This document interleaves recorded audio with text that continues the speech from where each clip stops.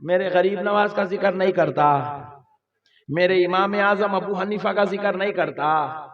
بولے اچھا ادھر میرے ابو بکر شبلی جنید بغدادی کا ذکر نہیں کرتا، میرے بندہ نواز محبوب الہی کا ذکر نہیں کرتا۔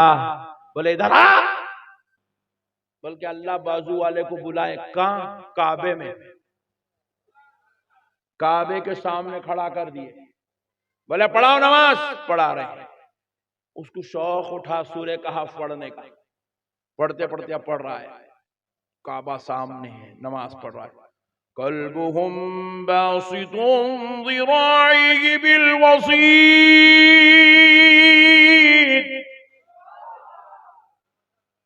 میں پریشان ہو گیا، میرے مولا تیری رحمت کے صدقے جاؤں، ہندوستان میں کر رہے بولے تو 11ویں نہیں کرتا ہوں، بولا غوث پاک کا غریب نواز کا ذکر نہیں کرتا ہوں، بولا کعبے کے سامنے ٹھہر کے ولی کے کتے کا ذکر کر رہا۔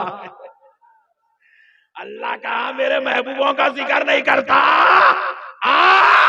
میرے دربار میں کھڑا کر کے حالت نماز میں کعبے کے سامنے ولیوں کے کتے کا ذکر تجھ سے کروا۔ اشہد ان لا الہ الا اللہ وحدہ لا شریک لہ واشہد ان سیدنا ونبینا ومولانا محمدا عبده ورسوله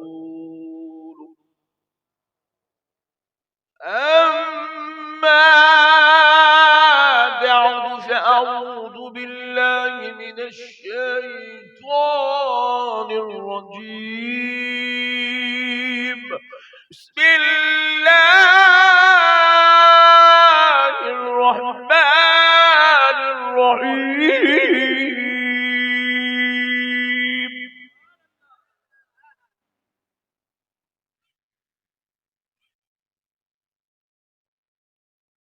وعباد الرحمن الذين يمشون على الأرض هونا وإذا خاطبهم الجاهلون قالوا سلاما۔ والذين يبيتون لربهم سجدا وقياما۔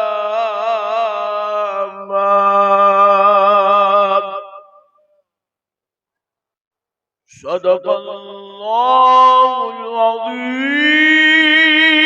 العظیم وبلغنا رسوله النبي الكريم ونحن على ذلك لمن الشاهدين والشاكرين والحمد لله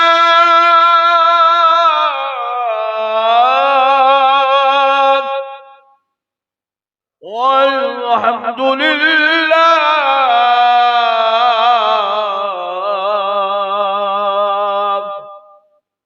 والحمد لله رب العالمين۔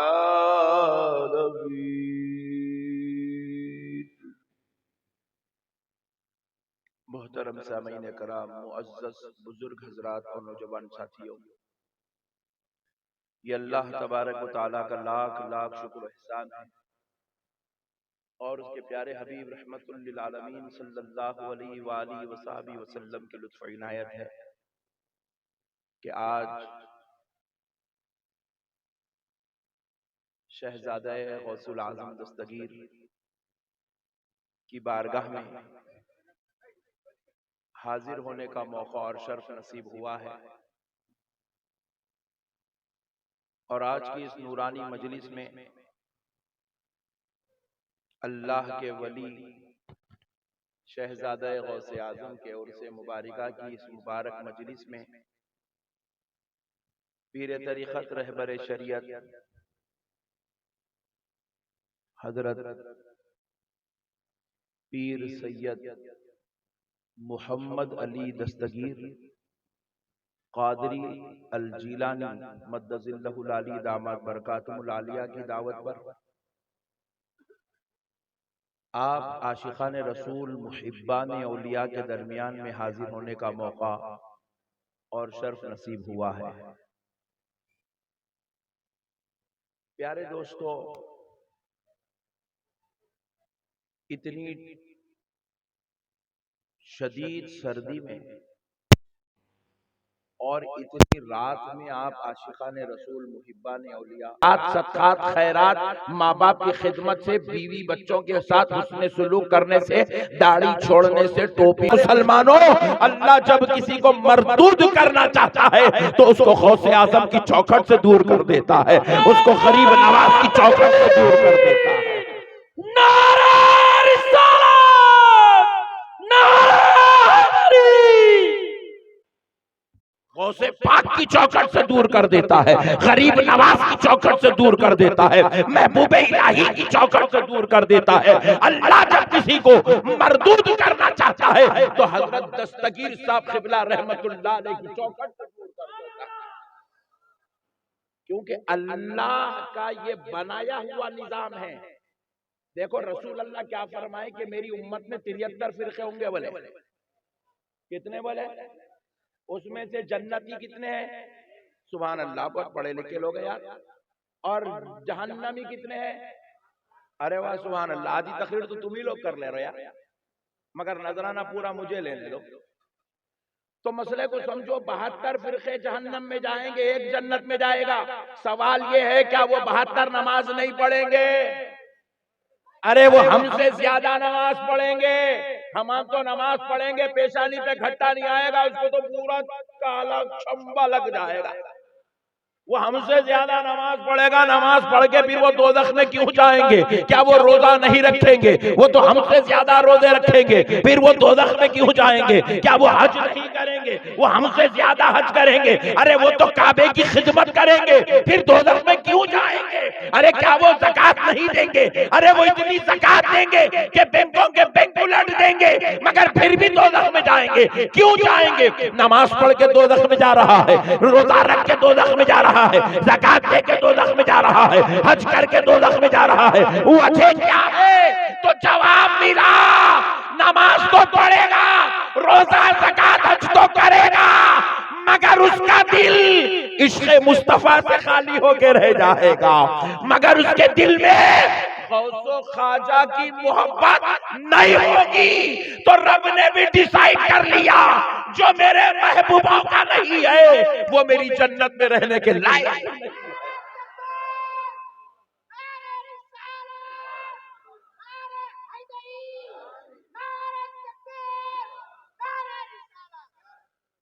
ہم غریب ضرور ہیں، غدار نہیں ہیں، ہمارے عمل میں کمی ہو سکتی ہے، خدا کی قسم ہمارے ایمان میں کمی نہیں ہو سکتی ہے۔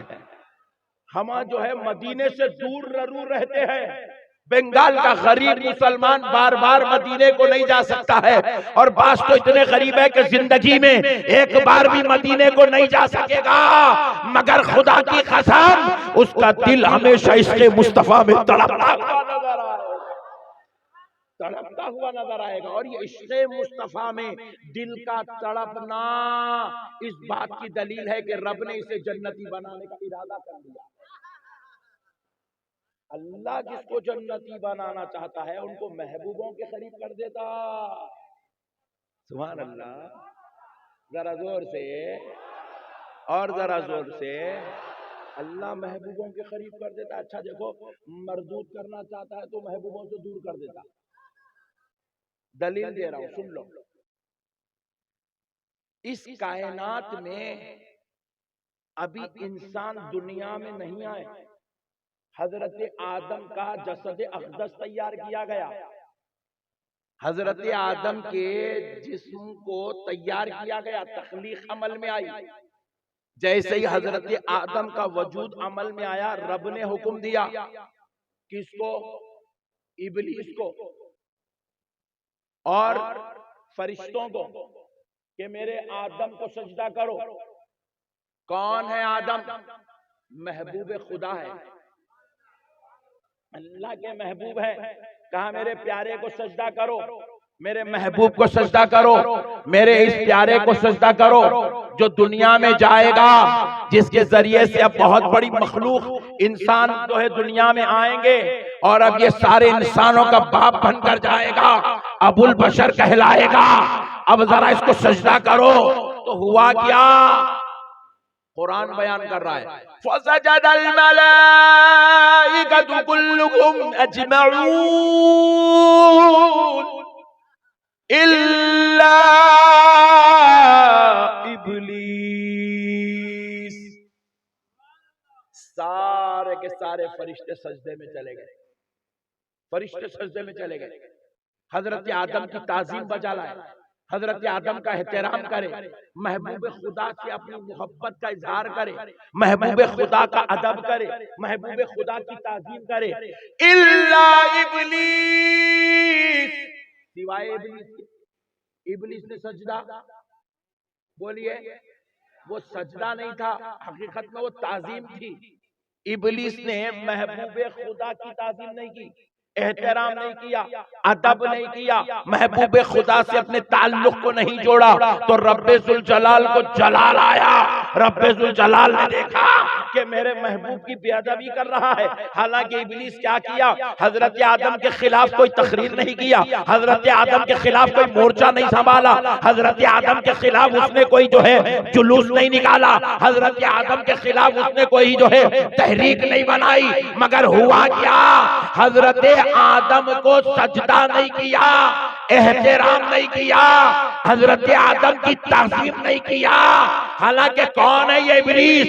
یہ وہی ہے جو خدا کو سجدے کر رہا ہے، جو خدا کی عبادت کر رہا ہے، رحمان رحیم غفار ستار کہہ کے رب کو یاد کر رہا ہے. یہ وہی ابلیس ہے جو رب کے لیے اس کی بارگاہ میں جنت کا مکین بنا ہوا ہے. یہ وہی ابلیس ہے جو سب سے بڑا علم والا ہے، اور رب نے اس کو اتنا علم دیا کہ یہ معلم الملائکہ، فرشتوں کا استاد بن گیا ہے، فرشتوں کا ٹیچر ہے، فرشتوں کا لیکچرر ہے، فرشتوں کا پروفیسر ہے، فرشتوں کا معلم ہے، فرشتوں کا عالم ہے.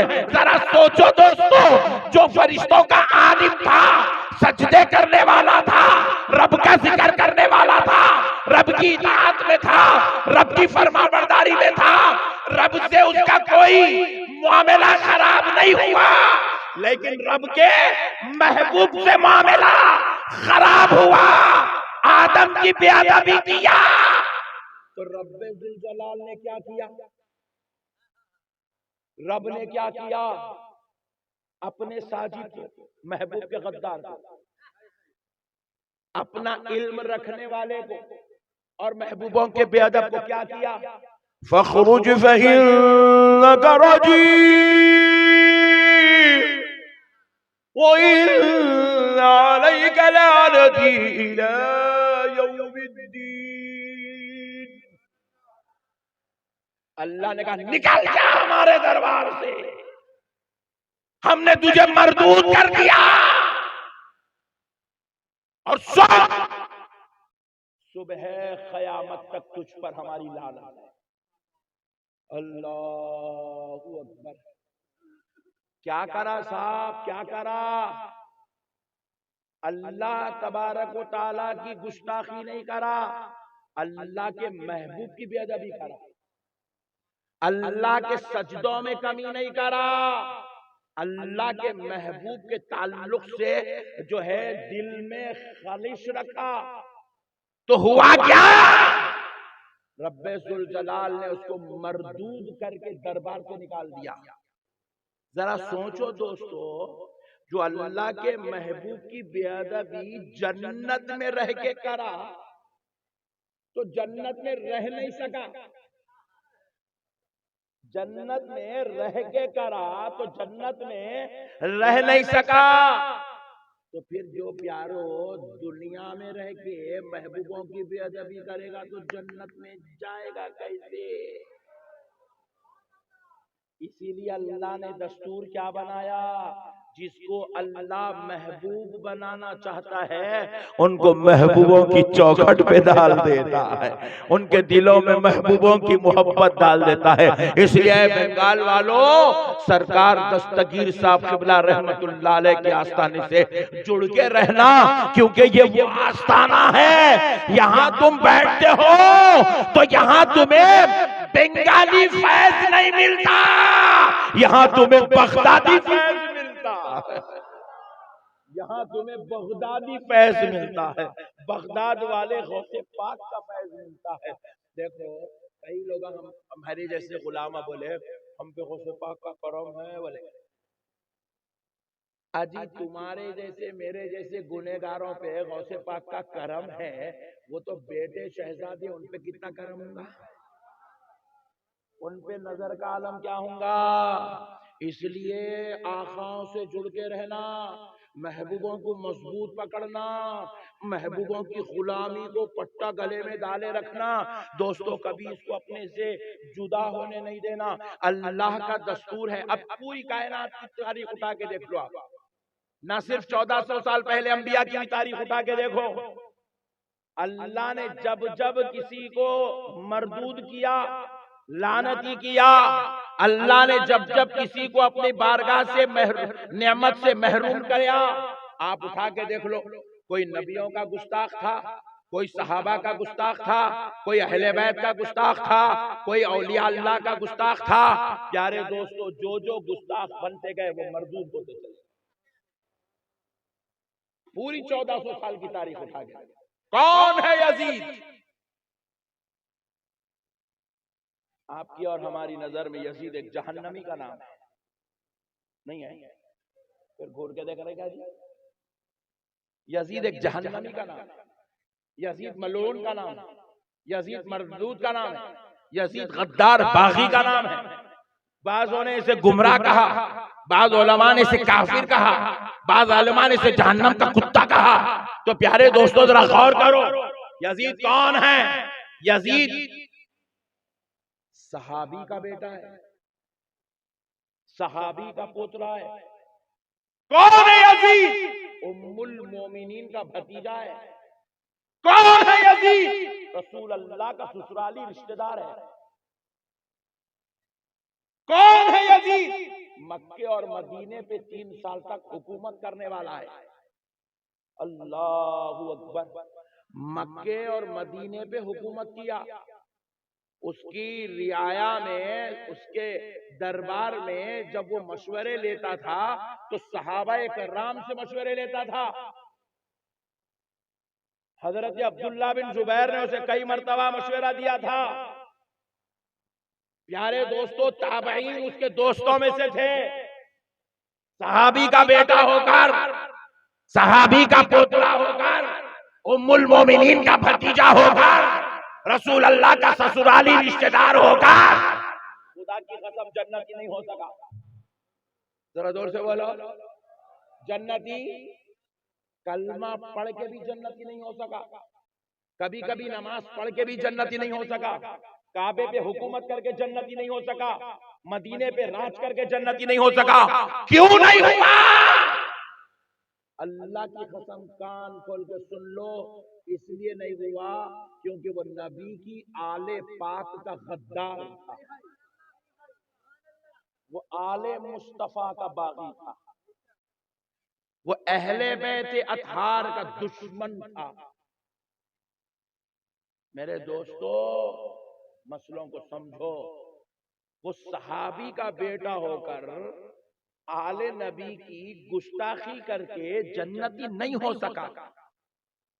اگر کوئی ہمارے ہزاروں لاکھوں اولیاء اللہ کے بارے میں یہ کہہ رہا ہے وہ درگاہ کو جانا شرک ہے، درگاہ میں گئے تو شرک ہوتا، درگاہ میں بدعت ہوتا، یہ کہہ کر اولیاء اللہ کی اگر کوئی بے ادبیاں گستاخیاں کرتا ہے اور ان کے مراکز کو، ان کی بارگاہوں کو شرک و بدعت کا اڈا سمجھاتا ہے تو سن لو کان کھول کر، ایسے منحوس ظالموں کو بھی جنت میں جگہ نہیں دی جائے گی، ہرگز نہیں دی جائے گی میرے بھائی۔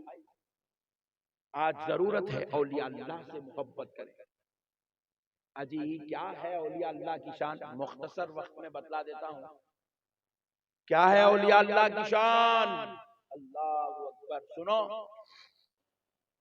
قرآن پاک ہے، ہم لوگ ایک آیت بہت زیادہ کثرت سے تلاوت کرتے ہیں اپنی مجلسوں میں، خصوصاً درگاہوں میں، الا ان اولیاء اللہ لا خوف علیہم ولا هم يحزنون۔ یہ آیت مبارکہ کثرت سے اہل سنت میں پڑھی جاتی ہے، تو ہمارے بعض سننے والوں کو یہ غلط فہمی ہوئی کہ شاید یہی ایک ہی آیت ولیوں کی عظمت پہ اتری۔ اللہ کی قسم ایسا نہیں ہے مسلمانوں، اولیاء اللہ کی عظمت پہ ایک آیت نہیں، سینکڑوں آیات قرآن کے اندر ہے، سینکڑوں آیات۔ ارے حد تو یہ ہے، اللہ نے اپنے ولی کے نام سے قرآن میں سورہ نازل فرمایا ہے، ولی کے نام سے سورہ ہے۔ قرآن پاک اٹھا کر دیکھیے، 21واں پارہ کھولیے، قرآن میں ایک سورت ہے جس کا نام ہے سورہ لقمان۔ کون ہے یہ لقمان؟ فرمایا جاتا ہے جمہور علماء کا اس بات پر اتفاق ہے کہ حضرت لقمان اللہ کے ولی کے نام کا سورہ قرآن میں، نہ صرف ولی کے نام کا بلکہ ولیہ کے نام کا سورہ قرآن میں۔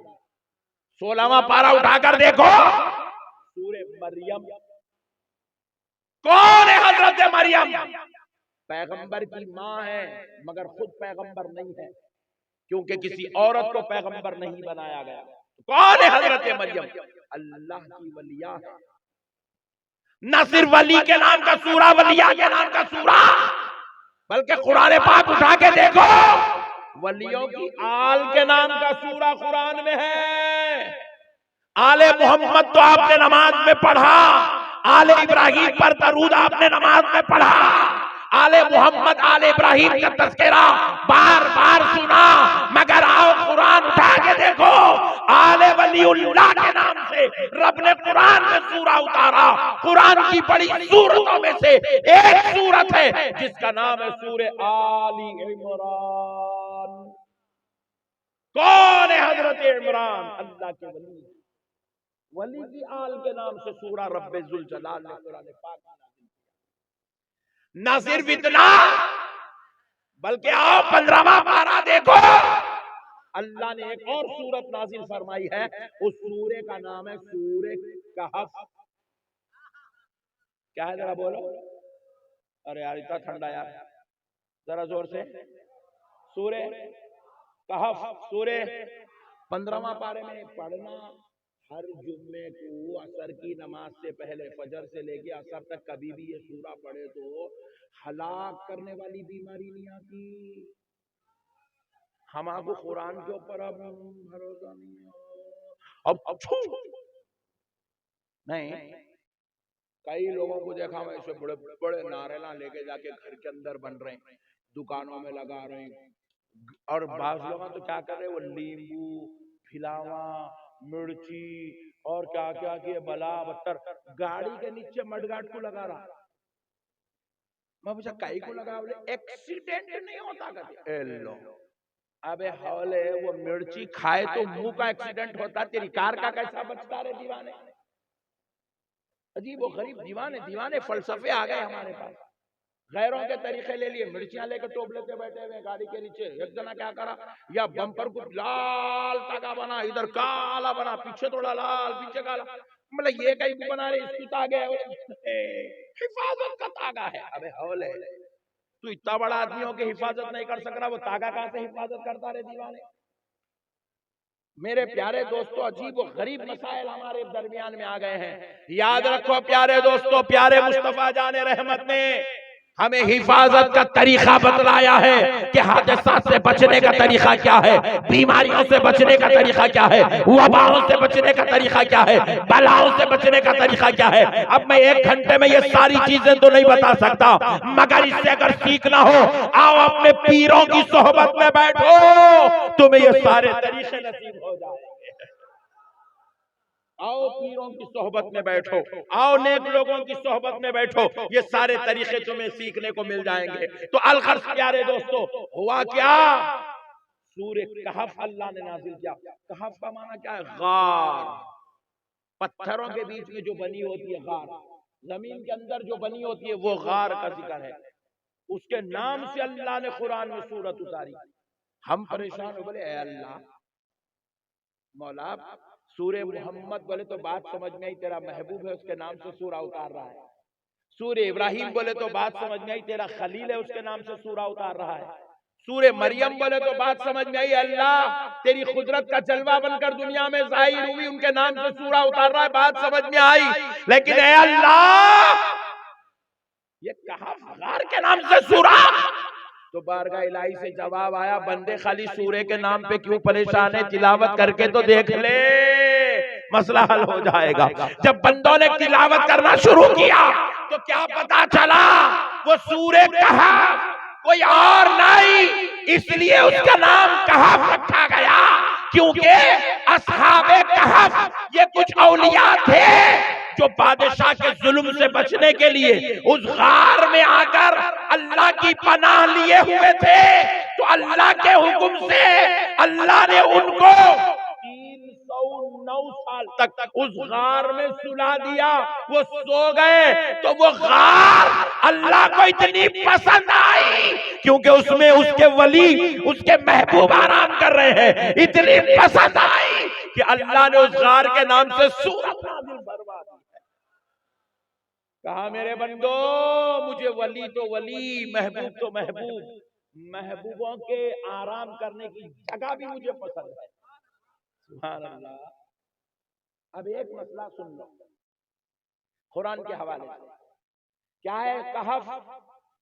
وہ غار جہاں اللہ کے ولی آرام کرے، اللہ کے پیارے نیک برگزیدہ بندے جہاں آرام کرے، اس غار کا نام، اس جگہ کا نام ہے کہف۔ سبحان اللہ۔ ذرا زور سے، کتنے سال سوئے؟ 309 سال۔ اس کے بعد وہاں سے اٹھے، نیند سے بیدار ہوئے، چلے گئے، غار تو خالی ہو گئی، وہاں تو ان کا مزار نہیں ہے۔ خالی 309 سال جس جگہ آرام کرے، اللہ کو وہ جگہ اتنی پسند ہے، محبوبوں کی وہ آرام گاہ اتنی پسند ہے کہ اللہ نے اس کے نام سے قرآن میں سورت اتارا۔ تو پھر ذرا سوچو اس مزار کا عالم خدا کی نظر میں کیا ہوگا، جہاں پر 1000 سال سے سارے ولیوں کا سردار غوث اعظم اس مزار کا عالم خدا کی نظر میں کیا ہوگا، جہاں پر 900 سال سے عطائے رسول ہند الولی خواجہ معین الدین چشتی حسن سنجری آرام فرما رہے ہیں۔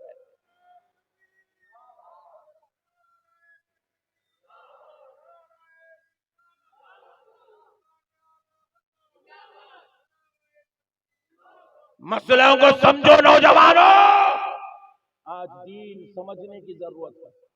فتنے گلی گلی کوچے کوچے میں پھیل رہے ہیں، انتشار پھیل رہا ہے، اختلاف پھیل رہا ہے، ضلالت عام ہو رہی ہے، شرارت عام ہو رہی ہے، جھگڑا لڑنا فتنہ ہمارے اپنوں نے اپنی زندگی کا مقصد بنا لیا۔ ایسے دور میں ایمان کو سنبھالنا اللہ کی قسم یہ سب سے بڑی بات ہے۔ پہلے تو بھی دوسرے بازو والوں کے جلسوں میں جا کے بیٹھے تو گستاخی سننے کو ملتا تھا، ڈر ہوتا تھا، اللہ اکبر کتنا خطرناک بیان کر دیا انہیں۔ اب گستاخی جا کے جلسوں میں مسجدوں میں بیٹھ کے سننے کی ضرورت نہیں ہے، فونوں پہ گھس کے اندر جیب کے اندر نکل جا رہی ہے۔ فیس بک کھولے تو بازو والے مولانا کا بیان، یوٹیوب کھولے تو بازو والے مولانا کا بیان، وہ کھولے تو انسٹاگرام کھولے تو بازو والا مولانا۔ کوئی نعوذ باللہ غوث پاک کی گستاخی کر رہا ہے، کوئی غریب نواز کی گستاخی کر رہا ہے، کوئی رسول اللہ کے علم غیب کا انکار کر رہا ہے، کوئی حضور کے حاضر و ناظر ہونے پر بحث کر رہا ہے، کوئی نعوذ باللہ لامکان تشریف لے جانے پر اختلافات کر رہا ہے۔ ایسے فتنوں کے دور میں، ایسے اختلاف کے دور میں خدا کی قسم مسلمانوں، ایمان اسی کا سلامت رہتا ہے جس کو دامن پیر نصیب ہو جاتا ہے۔ پیر کا دامن تھام لو. پیر کا بولے تو پیر کا تھامو، منگل کا نکو. سبحان اللہ. پیر بولے تو پیر کچھ پکڑنا، منگل کو نہیں. اپنے پاس منگل بہت ہے. ہاں منگل اپنے پاس بہت ہے.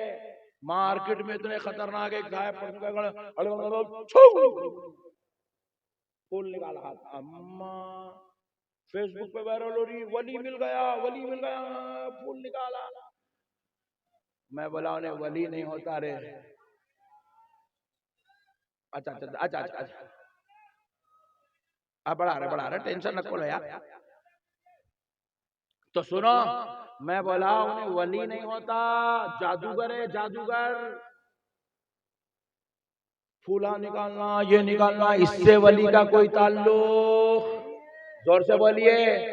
ولی کہتے کس کو ہیں؟ جس کا چہرہ دیکھو تو خدا یاد آ جائے. ولی کس کو کہتے ہیں؟ جو شریعت کا پابند ہوتا ہے. ولی کس کو کہتے ہیں؟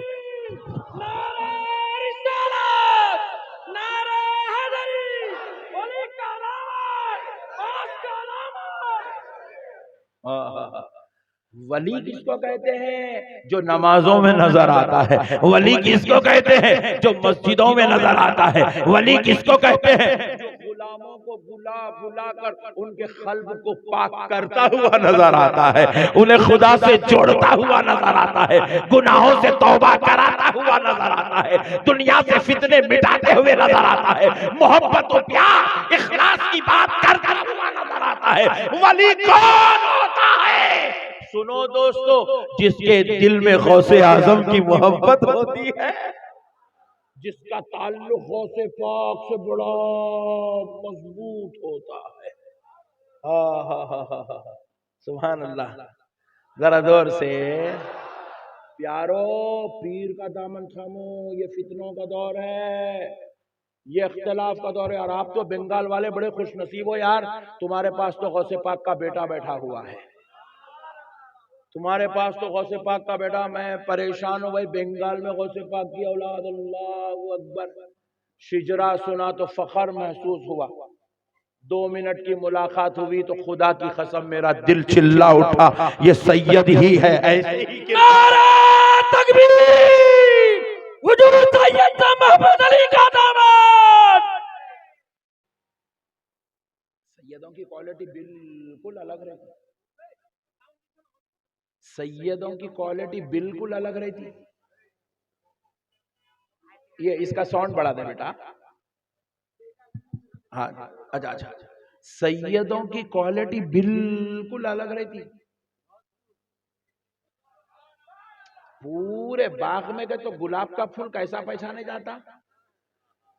پورے ہندوستانیوں کے بیچ میں میرے نبی کی آل بھی ویسے ہی پہچانے جاتی ہے، غوث پاک کا بیٹا بھی ویسے ہی پہچانا جاتا ہے، سیدہ فاطمہ الزہرا کی آل بھی ویسے ہی پہچانے جاتی ہے، علی المرتضیٰ کی اولاد بھی ویسے ہی پہچانے جاتی ہے. خوش نصیب ہو مسلمانوں، تمہارے پاس سید زادہ بھی ہے، غوث پاک کا بیٹا بھی ہے. قدر کرو، قدر کرو. مرنے کے بعد آ کے خبر پہ پھول ڈالنا کمال نہیں ہے، رہے تک فیض لینا کمال کی بات ہے. ہمارے سنیوں میں کیا ہوتا، مرے بعد جلوس میں جنازے میں لاکھوں کی تعداد میں آتے، رہے تک 10 آدمی بھی نہیں آتے. یہ ہماری سنیت کا حال ہے. اب سنو، ایک بڑا مسئلہ عرض کر رہا ہوں. اصحاب کہف کتنے سال رہے قبر میں؟ 309 سال. اٹھے اور چلے گئے. مگر ہوا کیا تھا، جب وہ تشریف لائے تھے اس غار کی طرف، تو کیا ہوا، ان کے ساتھ ان کا ایک کتا بھی آیا تھا. ذرا زور سے. کون آیا تھا؟ کتا. ذرا زور سے بولو نا جی. کتا. ذرا زور سے بولو. کتا آیا تھا، کتا. اور آیا تو کیا کرا، اللہ کے محبوب غار میں بیٹھے، انہیں غار کے باہر بیٹھا، اور اس کے غار کے پاس بیٹھنا اللہ کو اتنا پسند آیا وہ کیسے انداز میں بیٹھا، اس کے بیٹھنے کا ذکر اللہ قرآن میں بیان کر، قلبهم باسط ذراعی بالوسیل۔ بازو والے کیا بولے، ہم غوث پاک کا ذکر نہیں کرتے، 11ویں نہیں کرتے، غریب نواز کا عرس نہیں کرتے، چھٹی نہیں کرتے، غریب نواز کا تذکرہ شرک ہے۔ اللہ کو معلوم تھا ان لوگ اتنے ڈینجر، اتنے خطرناک پیدا ہونے والے ہیں بلکہ، اسی لیے اللہ تعالیٰ کیا کرے، بولے میرے غوث کا ذکر نہیں کرتا۔ اللہ اللہ،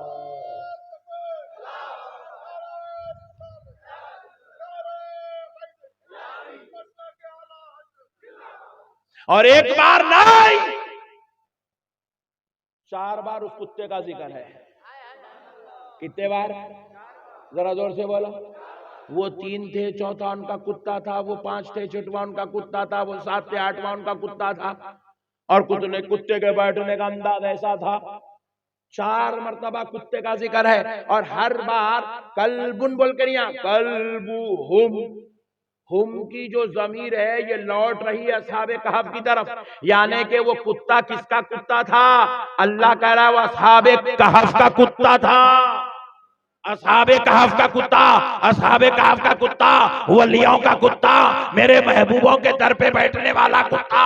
اب سنو مسلمانوں، وہ کتے کی نسبت اللہ نے ولیوں کی طرف دے کر بتلا دیا، اے دنیا والوں، کتا تو نجس ہے، ناپاک ہے۔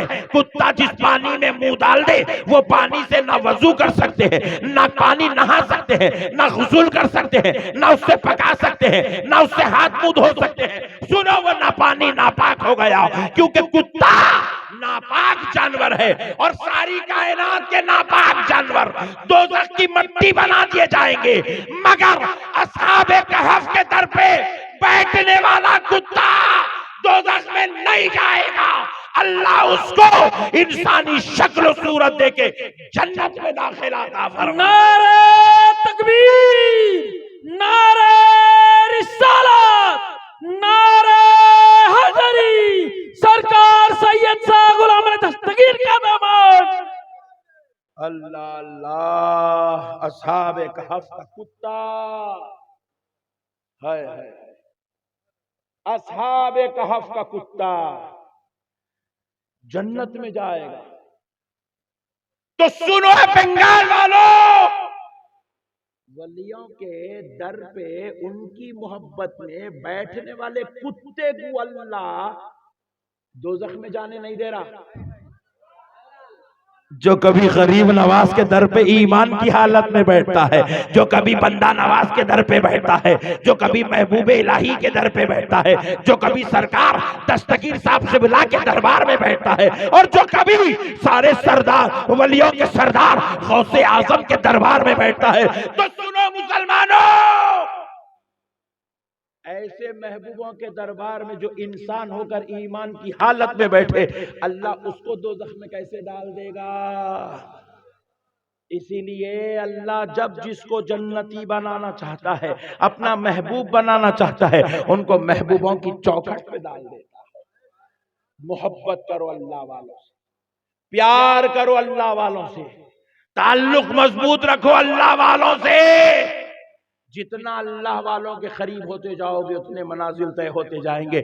دیکھو جتنے بڑے بڑے ولی بنے ہیں، سب نے بڑے بڑوں کے در پہ جو ہے اپنے سروں کو ٹکایا ہے، ان کے دہلیزوں کو چوما ہے، ان کی قدم بوسیاں کی ہے، ان کی نالین اٹھائے ہیں، ان کے لوٹے پکڑے ہیں، ان کے مسلح بچھائے ہیں، ان کے طہارت اور وضو کا انتظام کیا ہے۔ تبھی تو اللہ نے ان کی دعاؤں سے کسی کو محبوب الہی بنا دیا ہے، کسی کو بندہ نواز بنا دیا ہے، کسی کو غریب نواز بنا دیا ہے۔ اللہ نے جس کو جو مرتبہ دینا تھا محبوبوں کی دعاؤں سے وہ مرتبہ دیتا چلا گیا۔ اللہ کا واسطہ ایسے پرفتن انتشار کے دور میں، ایسے جھگڑوں اور اختلاف کے دور میں پیر کامل کا دامن تھامنا ضروری ہے مسلمانوں، نہیں تو برباد ہو جاؤ گے، تباہ ہو جاؤ گے۔ کوئی بھی آئے گا تمہارے عقیدوں کو چھیڑ چھاڑ کر کے تمہیں تباہ و تاراج کر کے چلا جائے گا۔ اللہ کا واسطہ مسلمانوں اپنے عقیدوں کی اصلاح کرو، عقیدوں کو مضبوط پکڑو، بزرگوں کے تعلق سے بزرگوں کی عقیدت، بزرگوں کی محبت میں سرشار رہو، اللہ والوں سے پیار کرو. کریں گے انشاءاللہ، کریں گے انشاءاللہ، کریں گے انشاءاللہ.